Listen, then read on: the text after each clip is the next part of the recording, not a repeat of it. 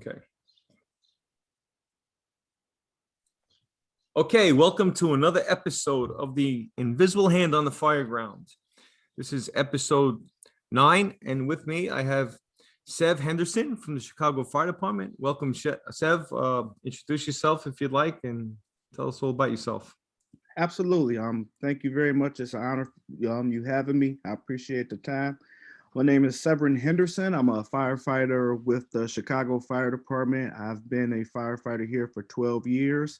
My current assignment is to Squad 1. It's a special operations rescue company located downtown Chicago. So you're in Squad 1. How many squads are in Chicago, Sev? We have 4. Yeah, 4 squads. Okay. Yeah. We have Squad 1, Squad 2, Squad 5, and Squad 7. 1 is downtown, 2 is up north. Squad 5 handles the south side of town, and Squad 7 is at the airport. Pretty cool. So a squad, I imagine, is you don't have heavy rescues. Is the squad the rescue? Is that how that works? Yeah, that's what it is. The squad is the heavy rescue. That's where we have all our specialty equipment on. In addition to that, we do have other special rigs, but they pretty much bring those to the scene so the firefighters can use those rigs. Like we have a collapse rig, another rig for high rises, things like that. So I was a firefighter in 17 truck. I started out in the South Bronx for 5 years, and then they opened up another squad company. That we had Squad 1, and then they opened up a closed engine company, Squad 41, and I spent 4 years in the squad. You know, it's funny with the FDNY we had, and I don't know the exact number, but I know back in the day they had probably about 6 or 7 squads as well.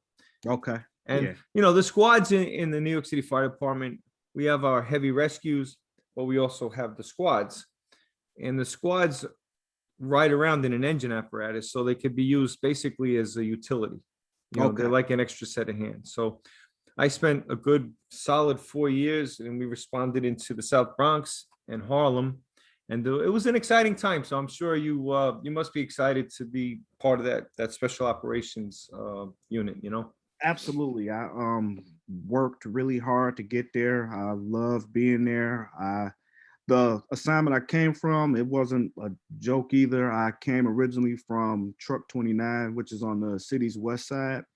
And that's where I worked with and met Jimmy Davis, who connected us. So he was on 117, an engineer, and we would see each other at fires in the battalion. He taught me a whole lot. He was a paramedic. I was a paramedic at the time, so he even showed me some skills there.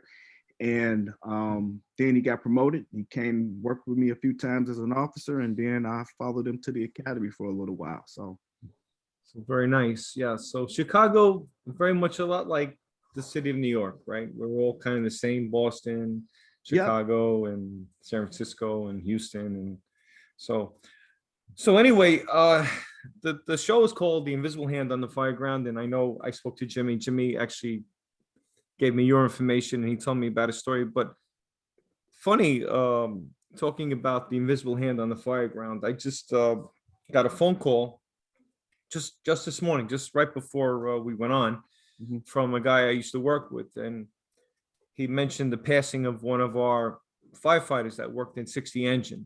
You know. And back in the day, 60 engine was the place to be, you know, in the South Bronx. You know, everyone, they talk about Engine 82, the report from Engine 82. Well, basically any engine company or truck company in the South Bronx was part of that, like they call it the Warriors, you know. So this guy, we called him the Moon Man, you know. And I remember he was quite a guy.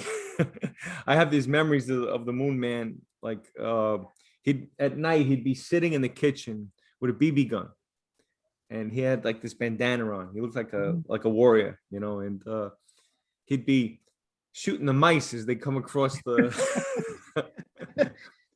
And then he had this other thing. I have to tell these memories of the Moon Man because he was such a great guy.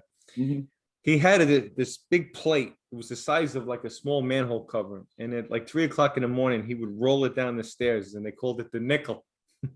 You know, so you'd hear this big thud in the middle of the night. You know, he'd roll it down the stairs. So they actually bronzed it and they put it up in the firehouse. So that's really cool. But anyway, with respect to the invisible hand, I didn't even think about this until, I was talking to my friend Frank, and I remember his last night in the firehouse. It was probably 1988. I'm going to say 87, 88, maybe. And we got a call for a vacant building fire. It was a 3-story frame. And we were, I guess, second due truck. We were towel ladder. The first due truck was an aerial. Mm-hmm. And we're all excited because it was Tommy's last night. So they wanted to give him the nozzle, right? Mm-hmm. And we're all excited. We get up and the chief is in front of the building. And, we're all ready to go in. And he just stood in front of the building with his arms out. He's like, no one's going in. I'm like, come on, chief, let's go. It's the Moon Man's last night. We want to get him the nozzle. And he's like, absolutely not. So we were all like kind of huffing and puffing and not happy. So I set up the bucket.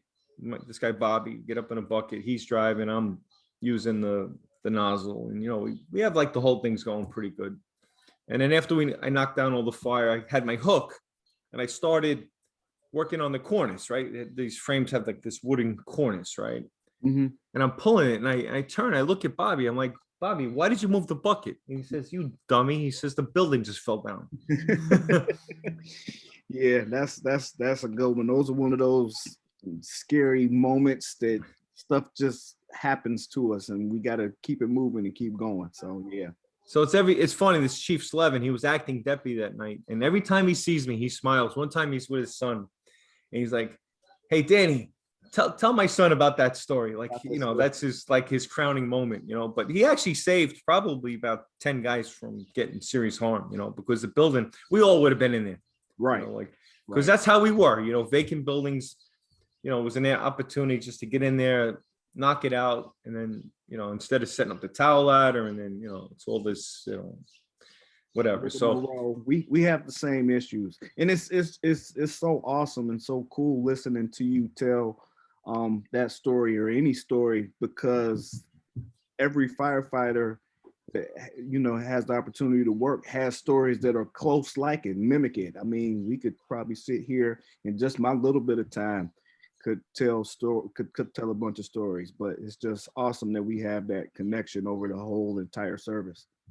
Yeah, see, it's things like that, like you're not aware of it at the moment, like what's going on. Mm-hmm. Like it doesn't really impact you until like later. And I so many stories, like unfortunately we had a lot of vacant buildings, it's not glamorous. They were vacant buildings, now the area is all gentrified and, all those vacant buildings now have been renovated. And, so I feel, in a sense, I used to feel like, I don't know how to describe the feeling that like, we did all this effort, we put ourselves at risk for these stupid vacant buildings, but I feel better now that at least they've been renovated and people are living in them and, the communities are active again. And, so had we not, they would have built a new building, but, those older buildings, they were built around the turn of the century and they had such class to them, mm-hmm. the artisans that took pride in their work. And, to see that all just get wiped out was heartbreaking, Yeah, sad. Yeah. Well, what I think about, I know from a safety standpoint, we do have to keep ourselves safe and, we have a risk reward and risk management. And we don't want to just run in vacant buildings. But at the same time, I feel like, especially for newer firefighters, that gives you the chance, the opportunity, and it gives you the skills to kind of know what to do when it is an occupied structure. You know how to do searches a little better. You've been used to doing searches.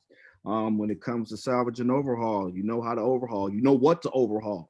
You're not just in there tearing things up just to be tearing things up, and you have a purpose. So while correct, we want to be cognizant of what we're doing in the vacant buildings, I still appreciate being able to use it as a training opportunity every now and then. Sev, and even though, we say they're vacant buildings, a lot of them were vacant, but they weren't unoccupied. Yeah, exactly. I can't tell you how many times that I went into a vacant building and I find some people that shouldn't be there, yep. doing what they shouldn't be doing. You Yep. know, probably that's how the fire started to begin with, right? Yep.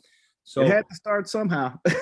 exactly, right? So just because it was a vacant building doesn't mean it was unoccupied. So we kind of always treated the vacant buildings as potential life hazards. I remember one time we had a vacant, and the fire was in the basement. And I'm down there in the basement right now, in the basement of a vacant building in South Bronx, right? And I could have sworn I heard a baby crying. Like I heard this low moan, like, you know, and I'm like, what? But hey, listen, you know, it's not out of the realm. You know, there could be Yeah. a girl down there with a baby, you know, hiding out or squatting or whatever, you know. Anything. So I swore I heard this baby. So, you know, I kind of went above and beyond. I went past the fire and I'm looking around and I hear it. And I found the where the noise was coming from. I scoop it up. I scoop and I get past the fire and it's a cat.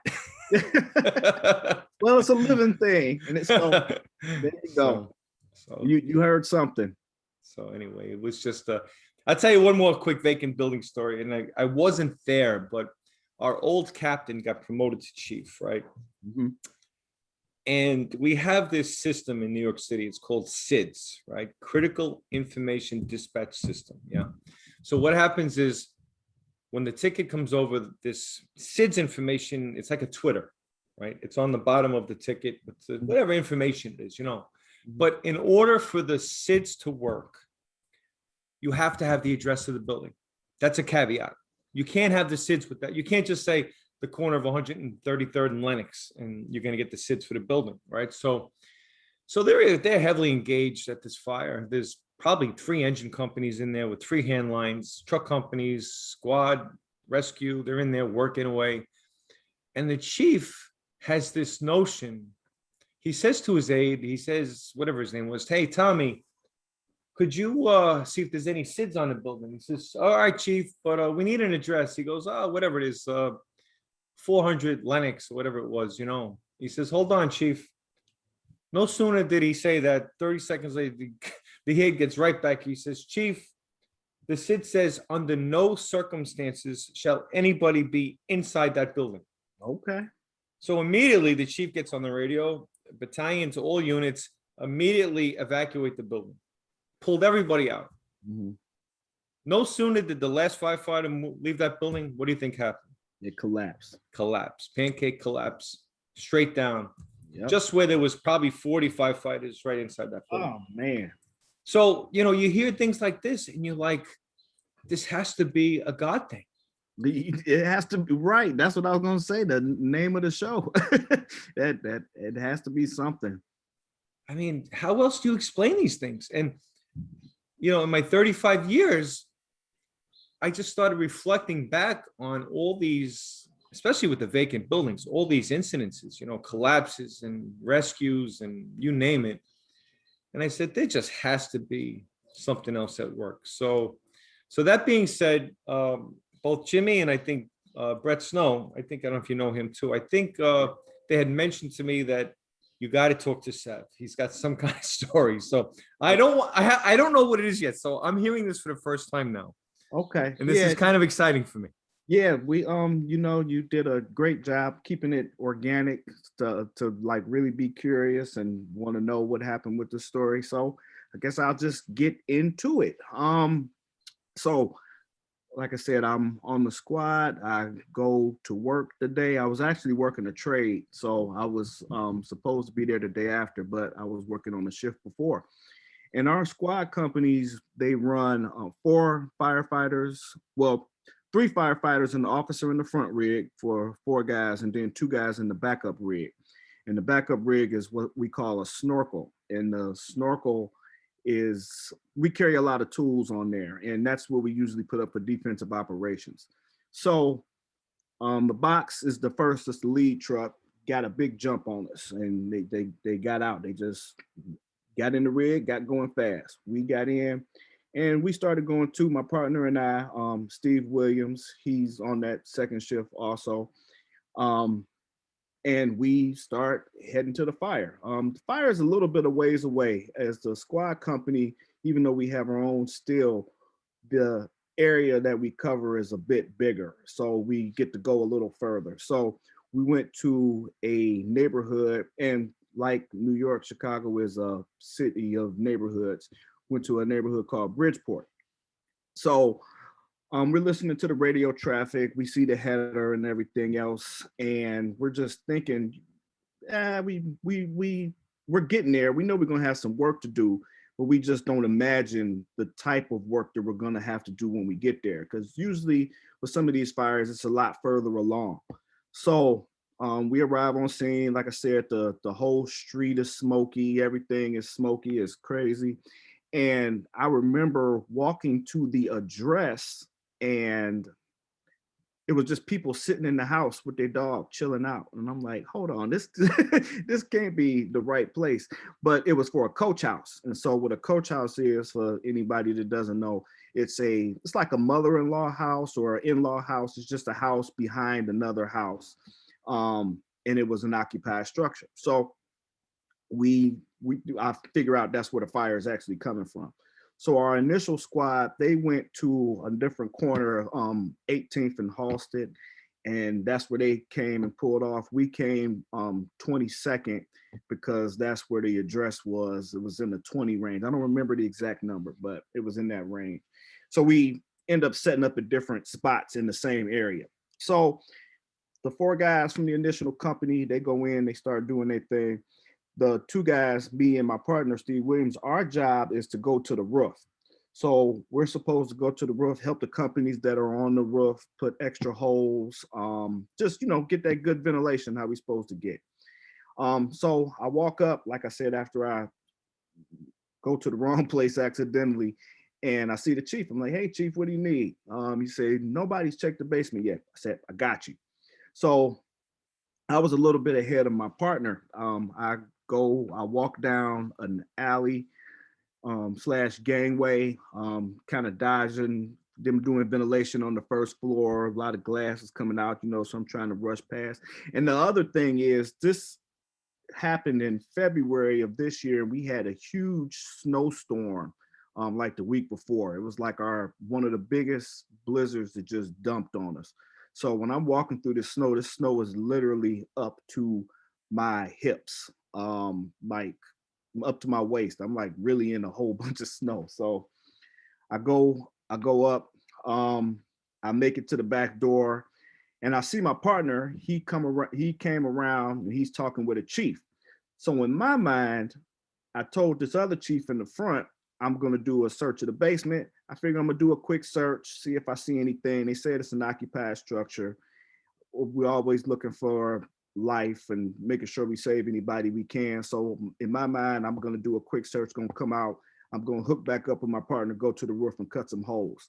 Probably in hindsight, thinking, I probably was thinking I was going to do a little bit too much. I probably should have stuck with just one job, but we sometimes think we Superman. So I went in to do the initial search. I had a partner. It wasn't somebody I knew. It was a candidate. And on the Chicago Fire Department, when you have a candidate, they have orange stickers on their helmets. And so candidates like the newbie, the probie, whatever you want to call it, from different cities. We just call them candidates. And I saw he had a hose line. And I said, hey, you going to have that line ready? He said, yep. I said, because I'm about to go in. He said, I got you. I said, okay. So I opened this door going to the basement. It was a little landing before you go in. Then you go in down to the basement, open the door, it burps, and just this brownish, oranges, just ugly smoke comes out.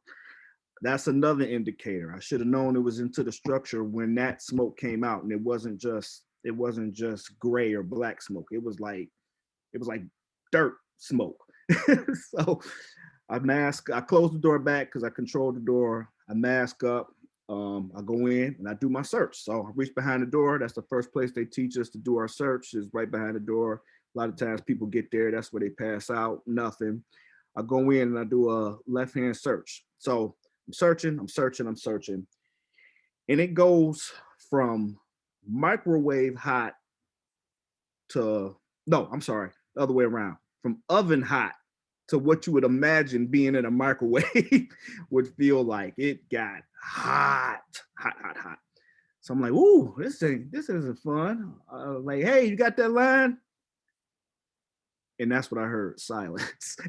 And so I that was another mistake I made. I should have made sure that he was with me with that line other than just asking him. Um, and so I'm in here and it's hot.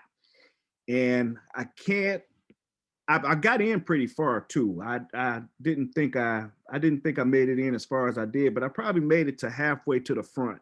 And then later, come to find out, my guys from the other part of the squad, they were pushing the fire back towards me. So that's what helped. A was in the basement, nobody knew. B, they started pushing the fire towards me, and that's what made it so hot. So radio traffic is all over the place. I didn't want to do it, but I said I'm not gonna let a building take me out. Mayday, mayday, mayday. And again, silence. So I say again, mayday, mayday, mayday. I'm in the basement. I'm burning up. Silence.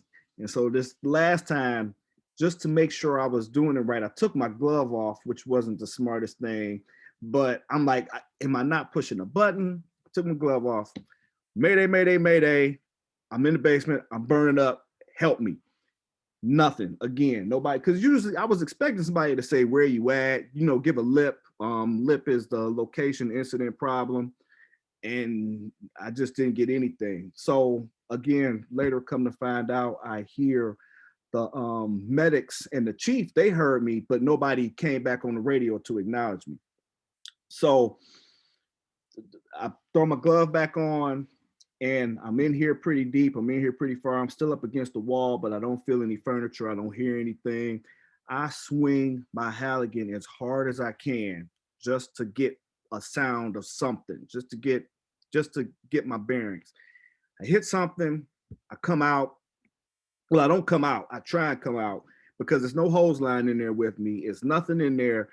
It's not as good. I didn't hear anybody calling me like, hey, come over here or anything like that. I just got as flat as I could and I just winged it. And something kind of pushed me in a direction to go the same way. I felt the stairs. I crawled back up the stairs. My face was burning. Because my mask and everything was hot.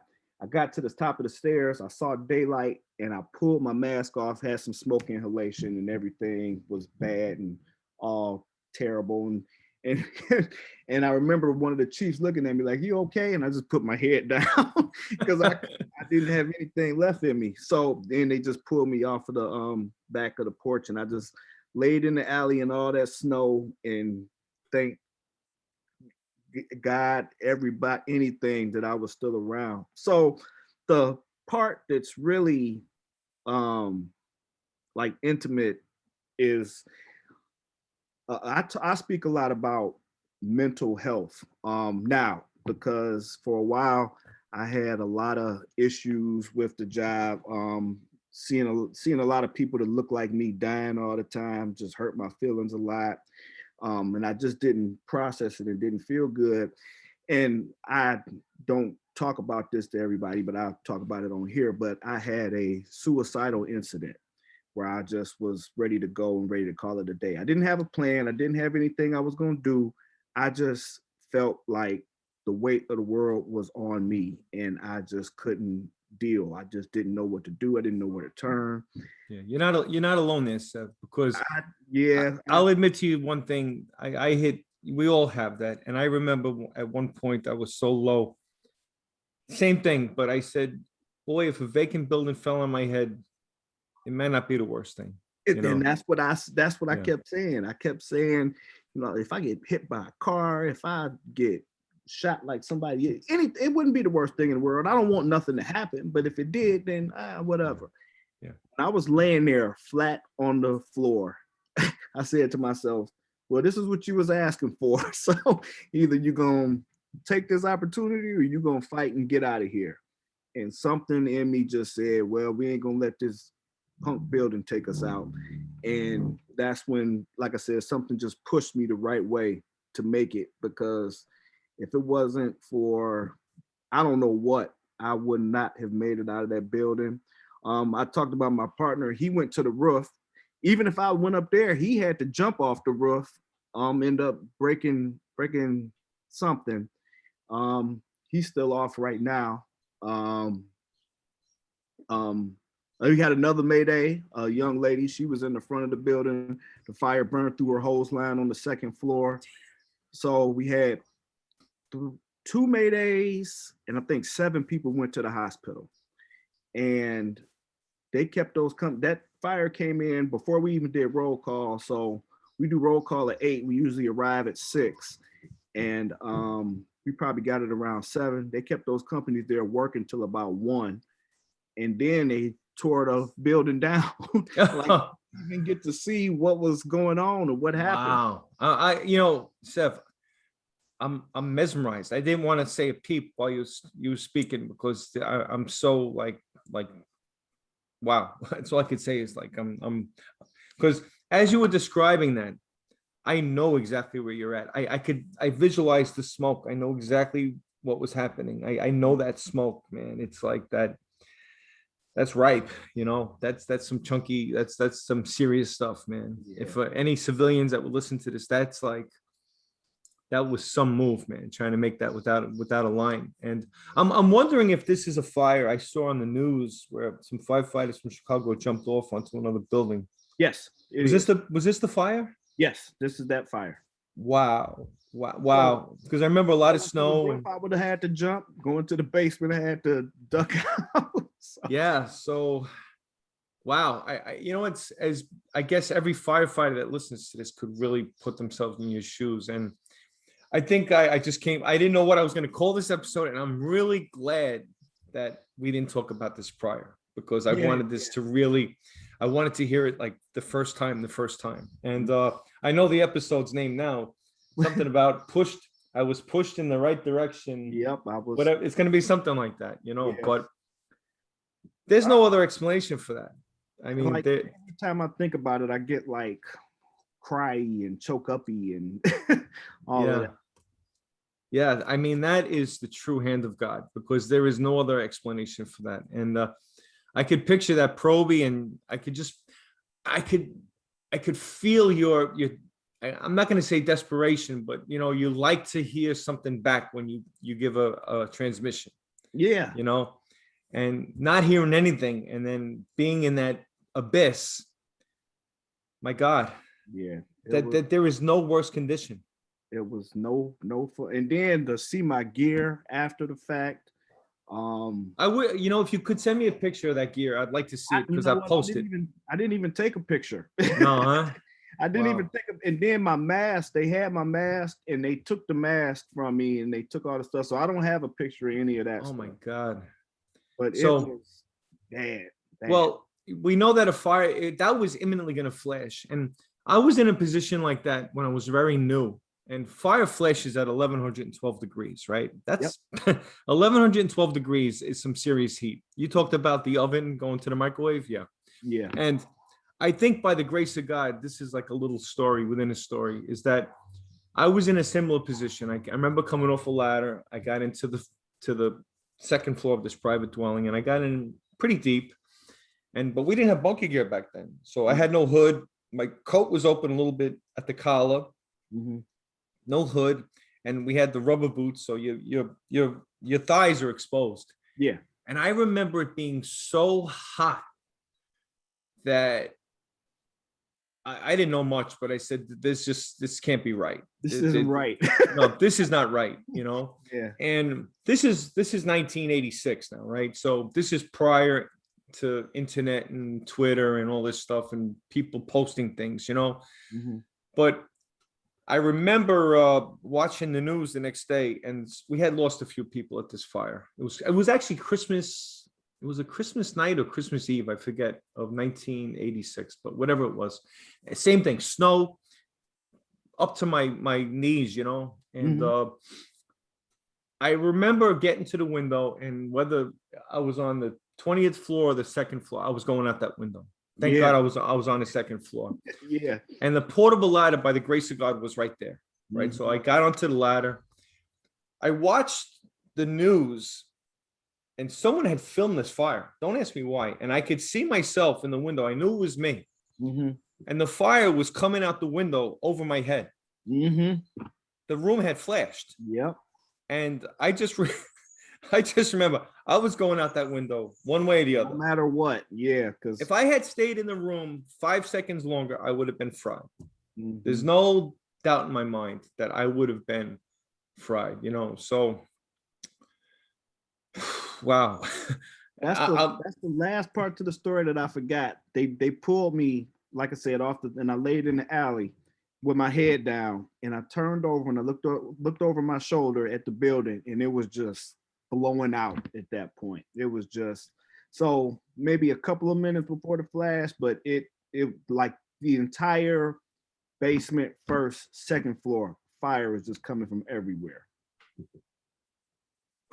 Wow. I'm emotional just listening to it, because I'm as you were telling that story, I was right next to you the whole way. And I totally knew everything that you were going through. And that feeling of being alone in the abyss, in a basement of a burning tenement building, whatever it is, there is no worse feeling. No, it's, and I said, along with, like I said, I talk a lot about mental health. I have a few platforms even before this happened, but I still have a few platforms. I have a website, Department 3C, and I have a book that I wrote, and the focus of both of those things or whatever, and I got a podcast too, Department 3C, is just to let people know that the feelings that you have and have had, someone else has had them, and we can talk about it. Because like you said, I know exactly how you feel, and that feels so comforting every time a person says that to me. It makes me feel that much better, the fact that I was able to make it out. You know, Sev, it's really ironic that the last 4 guests I've had now all had dealings with PTSD. This girl, Sue, Brett, there was, other people. This is a very common issue in the fire service, this PTSD, but we didn't deal with this back when I came on the fire department in 1986. There was, it was just part of the job. Yeah. I was working with vets from Vietnam. I actually worked with one guy who was a World War II vet. Oh, wow. Yeah. Yeah. So like for me to even like think about like complaining about anything, like you don't want to say anything, and I get it. We were talking about this last week with Sue. Like, I feel like I've become so desensitized to everything, especially after 9/11. Yeah. And yet I have this kind of, I don't want to say problem, but I have this issue where sometimes I judge what other people should be feeling on the way I feel. Like, get over it, and we have to realize that the stuff that we're seeing is not normal, it's the compound effect, because for somebody, this could be just a bad Tuesday. And it's the worst day ever, and they're gonna remember it, just like you was talking about the fire. I'm gonna remember this happened this day right here for the rest of my life. And for us, it's just a regular run-of-the-mill Tuesday. It just compounds. So let's go back to the fire for a second. I just want to kind of really get the whole, when you said that you would lay down flat, you kind of gave up at that point. You're like, you threw in, like you were alone. Yeah. No one's coming for me. I don't have a line. There's no hose line. That's it. I don't know how I'm gonna get out of here. Yeah, I just laid down. That's a scary feeling. That is a feeling of like helplessness. Yeah, that fire was beating my back up. So yeah, it was so bad. When you said that you felt this push, though, was it a physical feeling or was it just an urge? Like, I know it's tough to remember because I know exactly what you're talking about. I want to kind of say both, because it's like something put me on my knees to keep going. So I had that inside me. Like I said, this is what you were thinking about. Not maybe a couple years ago. You can either stay here and call it a day, or you can get going. So I had that inside urge for sure.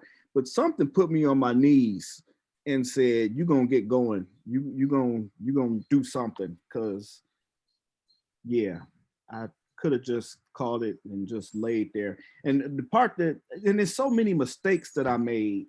And I wrote an article on fire engineering that I hope somebody can pick up these same mistakes.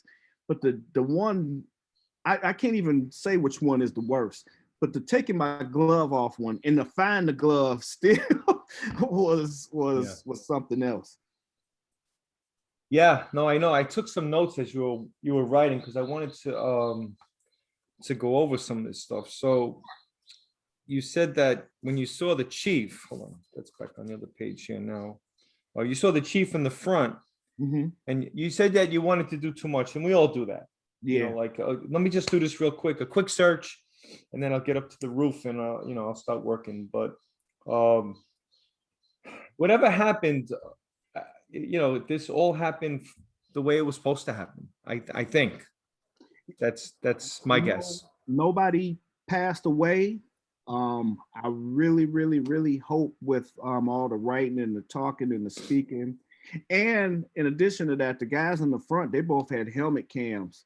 And they showed me a video from the helmet cam in the front, the first and second floor. The guy turns back over, looks in there. It looks like you're looking into hell because there's so much fire and like, banisters, and you can see you can see. Yeah. Oh, sure. individual. Oh, absolutely. I know exactly what you're talking about. That's a surreal feeling. I remember I used to carry the can a lot. We have in New York, we carry the can. I don't know if you guys have. I know Boston doesn't do it, but we carry an extinguisher, Yep. And I can remember getting up there first before the engine and get into that apartment. You look around, it's like everything's bathed in fire. Yep. And you don't want to, you just don't want to.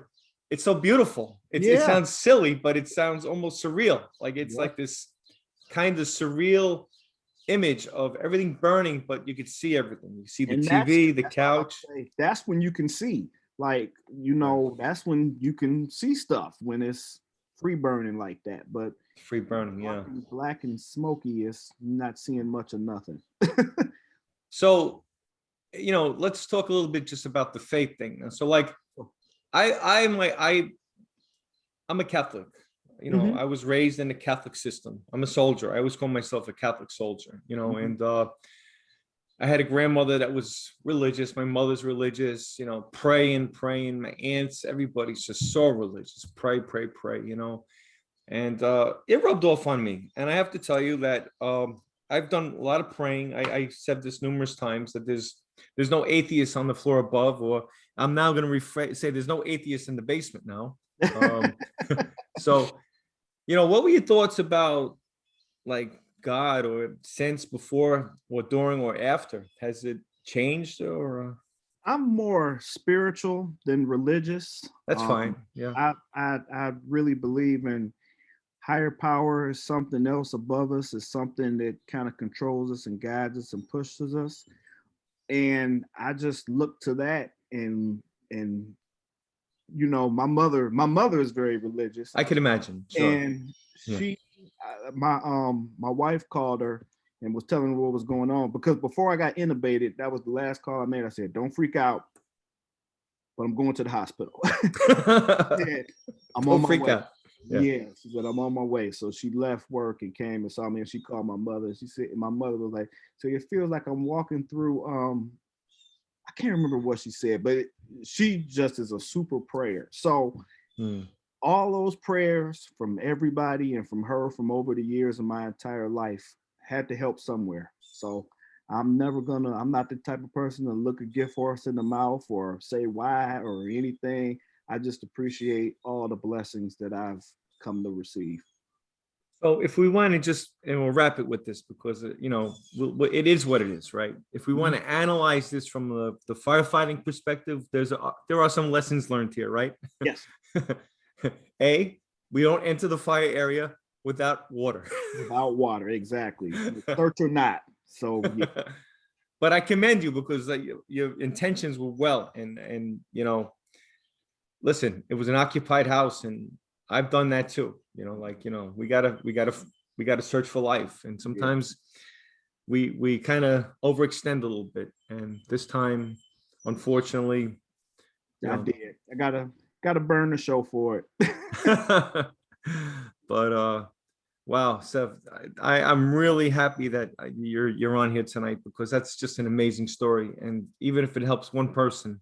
That's what I say. If it helps one person, and you know what, I gotta mention one other thing, and I'm not like beat up people unless it's like really time to fight. But everybody's like, you should find that candidate and do all this stuff. I'm like, dude, and this was this guy's first day, first hour of the job in an area that doesn't get too many fires. I mean, we get fires all over the place, but I don't feel any ill will towards him. I'm not mad at. I still don't even know who he is, but I'm not mad at him or anything. And I, in the spiritual sense, want to kind of keep it like that. I don't want to go, just That's very high road, and that's what God wants. That we can't hold any grudges or resentments against people. I mean, he was doing probably the best he could. He's a brand new guy. I know that I wouldn't have wanted to bend him at that position. yeah. That and I know, right, because the one chief was like, well, what happened to the guy down there? And they was like, oh, until I came out smoking. So Yeah. I wouldn't have Wow. wanted to be him either. Yeah. No. Well, It's all good. I'm glad you're still here, Seb. This has been just an amazing story, and it was really my pleasure to have you on. And I'd like to be on your show sometime. Absolutely. We'll reciprocate. Yeah. Absolutely. So, When I get in that studio and get some time, I'm gonna definitely reach out. I'm gonna have to have you on. absolutely, I'd love to do it. So, Sev, pleasure. I'm going to wrap it up. And any closing thoughts before we end this? Just if you get a chance and you're in the firefighting, read that article in fire engineering when it comes out. See if you can not make the mistakes I made. And just a quick plug for my endeavors, Department 3C. We have a book, Hey New Guy, and a podcast. Department 3C presents a podcast connected to fire.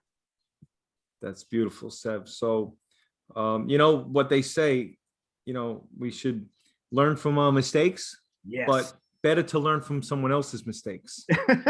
I like that.